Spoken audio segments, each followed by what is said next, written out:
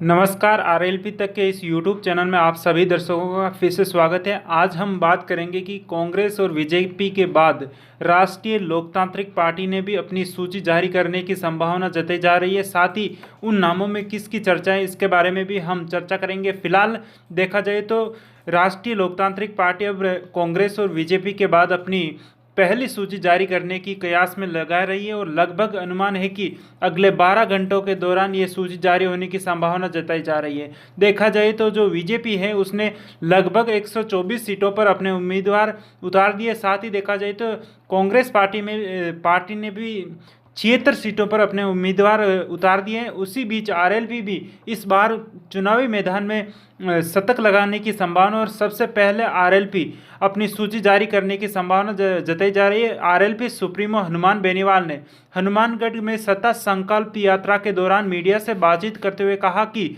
इस बार आरएलपी भी अपनी सूची जारी करेगी और हनुमान बेनीवाल ने कहा कि मैं आज सत्ता संकल्प यात्रा लगभग 100 विधानसभा क्षेत्र में जा चुकी है और अभी हनुमानगढ़ में सत्ता संकल्प यात्रा चल रही है और रात का समय में हनुमान बेनीवाल जयपुर लौटने की संभावना बताई जा रही है और 25 के शाम के समय में हनुमान बेनीवाल जयपुर पहुंचेंगे और 26 को सुबह हनुमान बेनीवाल राष्ट्रीय लोकतांत्रिक पार्टी की पहली सूची जारी करेंगे। और उसके बाद हनुमान बेनीवाल ने मीडिया से बात करते हुए कहा कि सुबह के समय हम पहली सूची जारी करेंगे और शाम यानी 26 तारीख को शाम के समय राष्ट्रीय लोकतांत्रिक पार्टी की दूसरी सूची भी जारी होने की संभावना जताई जा रही है। और सुबह 10 बजे से शाम तक हनुमान बेनीवाल ने अपने कार्यकर्ताओं और अपने चाहने वालों को हनुमान बेनीवाल ने जयपुर के लिए बुलाया और जो भी टिकट वितरण से लेकर जो बात है वो आम जन से की जाने की संभावना भी बताई जा रही है। ऐसे में देखा जा सकता है कि हनुमान बेनीवाल की इस पहली सूची में किन किन के नाम शामिल हो गए, इसके बारे में हम चर्चा करेंगे।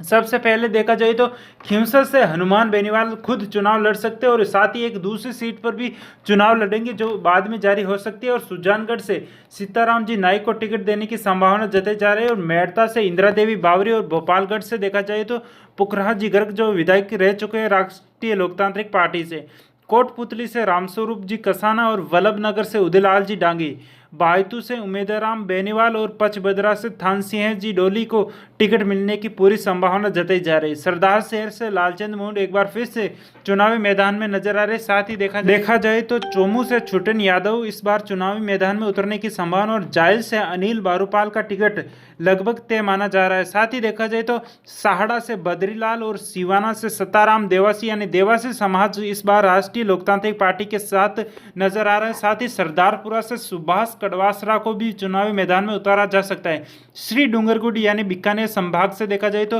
विवेक माचरा और नोखा से देखा जाए तो रेवंत राम पंवार जो हाल ही में कांग्रेस से राष्ट्रीय लोकतांत्रिक पार्टी में शामिल हुए। साथ ही बिलाड़ा से दीनाराम बावरी का टिकट जताया जा रहा है। साथ ही पाली से पुखरा सुथार और मसूदा से धर्मेंद्र सिंह रावत और पुष्कर विधानसभा क्षेत्र से शहजाद को टिकट मिलने की संभावना बताई जा रही है। साथ ही देखा जाए तो जायल से अनिल बारूपाल और पर्वतसर से देखा जाए तो राकेश मेघवाल और प्रेम खोकर के नाम सामने आ रहे हैं और डेगाना से देखा जाए तो वर्तमान समय में पूनाराम जी चोइल के चुनाव लड़ने की संभावना जताई जा रही है। लेकिन पूनाराम जी चोइल ने खुद ने स्पष्ट किया है कि अगर हनुमान बेनीवाल किसी दूसरे व्यक्ति को अगर टिकट देते हैं तो हम उनके साथ मिलकर इस बार हमें बोतल के निशान पर वोट देने की बात कही। यानी ये कहा जा सकता है कि हनुमान बेनीवाल के साथ डेगाना से अगर कोई दूसरे उम्मीदवार भी उतारे तो पूनाराम चोइल और जो भी उम्मीदवार होगा उसके साथ मिलकर चुनाव लड़ने की बात कही है। हालांकि शुरुआत में पूनाराम जी चोइल को टिकट देने की बात की गई है।